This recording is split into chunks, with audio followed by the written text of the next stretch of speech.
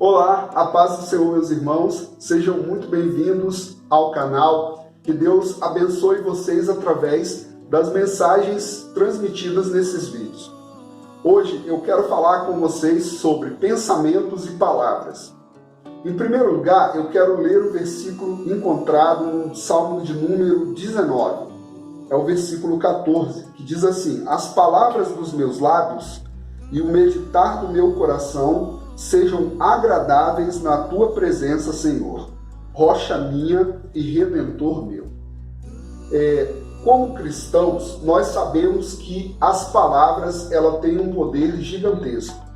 Quando nós falamos alguma coisa, teoricamente, nós falamos de acordo com a palavra de Deus, ou seja, de acordo com aquilo que nós aprendemos nas Escrituras Sagradas.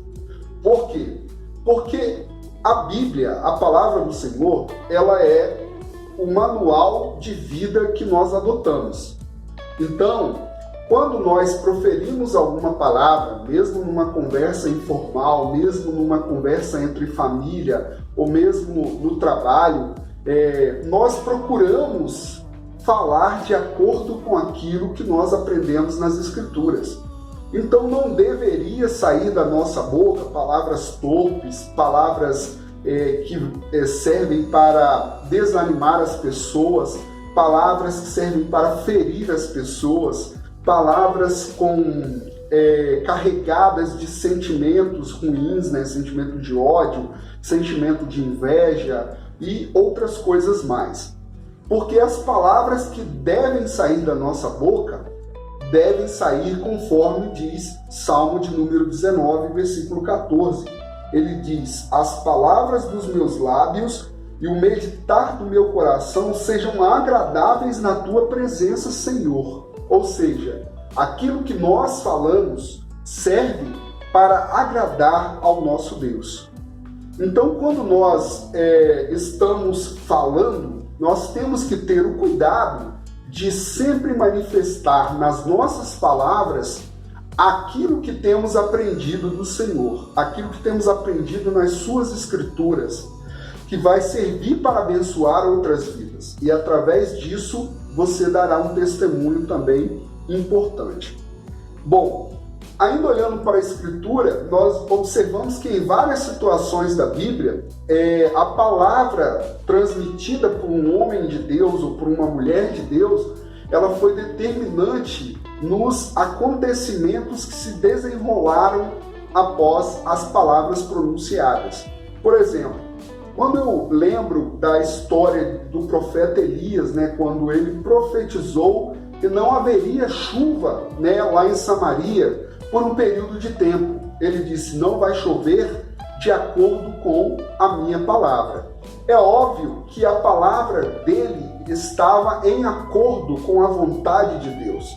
Não adianta nada eu determinar alguma coisa através da palavra falada, né, através da verbalização, se eu não estou de acordo com a vontade do Senhor. Para que a palavra tenha efeito de fato, eu preciso estar de acordo com aquilo que Deus deseja para aquele momento. Então, de qualquer forma, nós observamos que a palavra de um homem de Deus, ela tem uma importância muito grande. Porque através da palavra de um homem de Deus ou de uma mulher de Deus, um milagre pode acontecer. Então, quando você abrir a sua boca, você precisa observar: eu estou falando de acordo com a vontade do Senhor ou eu estou falando de maneira vã, de maneira torpe, de maneira errada, né? Carregando sentimentos que não deveria. As nossas palavras, elas servem para abençoar as pessoas, mas elas também podem amaldiçoar as pessoas. De maneira que nós temos que ter o cuidado para transmitir apenas aquilo que o Senhor deseja que nós falemos.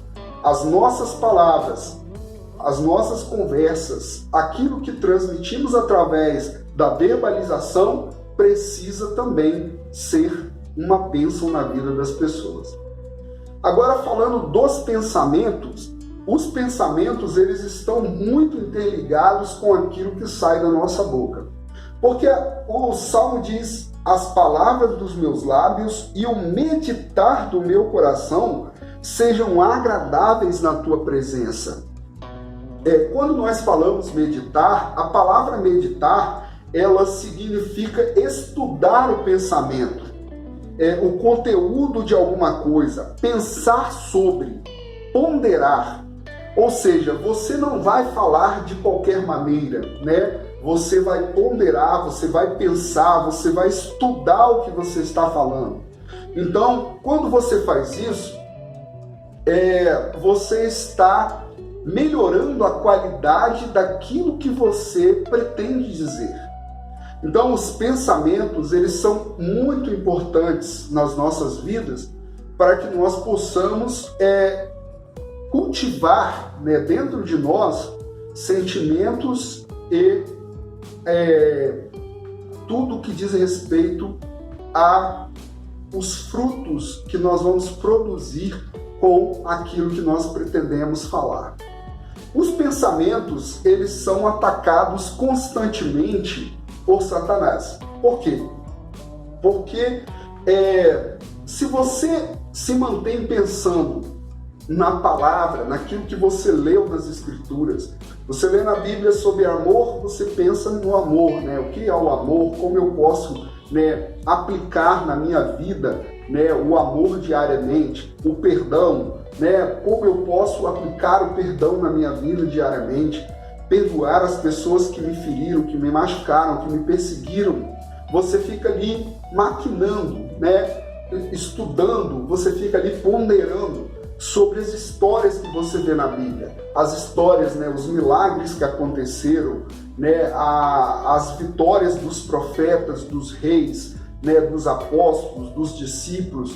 Você lê os sermões, né, de Jesus Cristo durante seu ministério, você estuda as epístolas paulinas, as epístolas de Pedro, você olha para a Bíblia e encontra uma riqueza gigantesca, né, de ensinamentos para a sua vida cristã.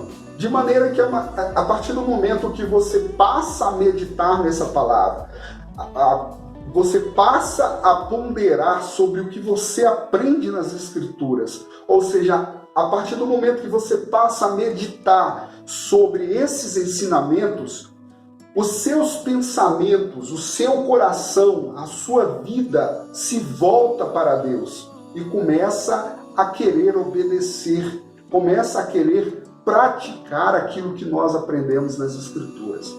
Então, os pensamentos, eles têm que ser cultivados com aquilo que há de bom, né? E nós precisamos estudar a Bíblia diariamente, orar ao Senhor diariamente, para que nós possamos todos os dias meditar, né? A Bíblia diz lá, bem-aventurado é o varão que não se assenta, né, na roda dos escarnecedores, nem se detém no caminho dos pecadores, antes medita na lei do Senhor de dia e de noite, né? Ainda aqui na palavra de Deus, aqui no Salmo 119, a Bíblia diz assim no Salmo 119, versículo 9, desculpe.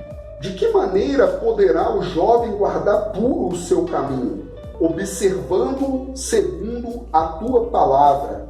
Então, mais uma vez, nós observamos aqui que a Bíblia manda que o jovem, né, se ele quiser manter o seu caminho puro, o que ele tem que fazer? Ele tem que meditar na palavra e observar o caminho dele de acordo com essa palavra. Então, nós podemos vencer muitas batalhas, muitas lutas nas nossas vidas através da meditação na palavra do Senhor. A pessoa que para de ler a Bíblia, que para de estudar a Bíblia, de meditar nas Escrituras, ela está correndo um sério risco de morrer espiritualmente. Porque a Bíblia é alimento. Se nós não comermos hoje, nós vamos ficar fracos.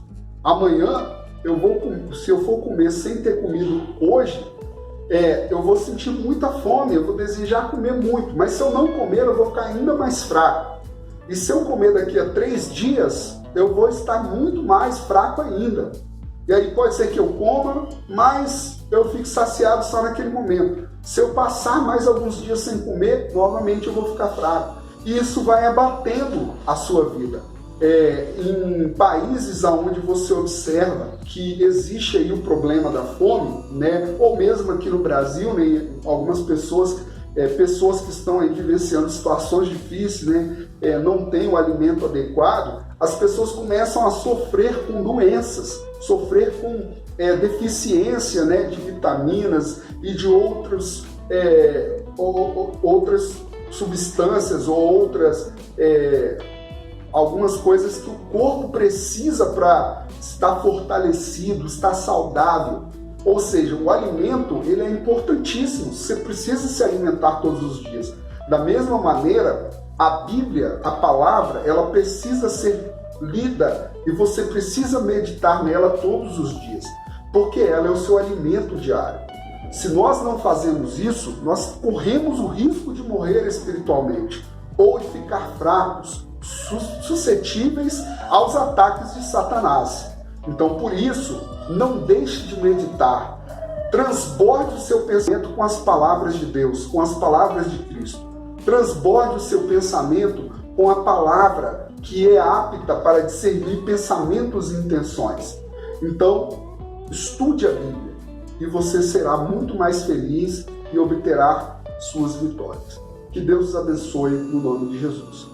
Deus Santo e Poderoso, nesse momento, eu rogo ao Senhor que venha abençoar as vidas dessas pessoas que estão ouvindo essa palavra e que nesse momento, ó Pai, estão meditando nela. Ó Deus, que as palavras que saem dos lábios dessas pessoas sejam abençoadoras para as suas famílias e para aqueles que estão na convivência, no seu círculo de convivência.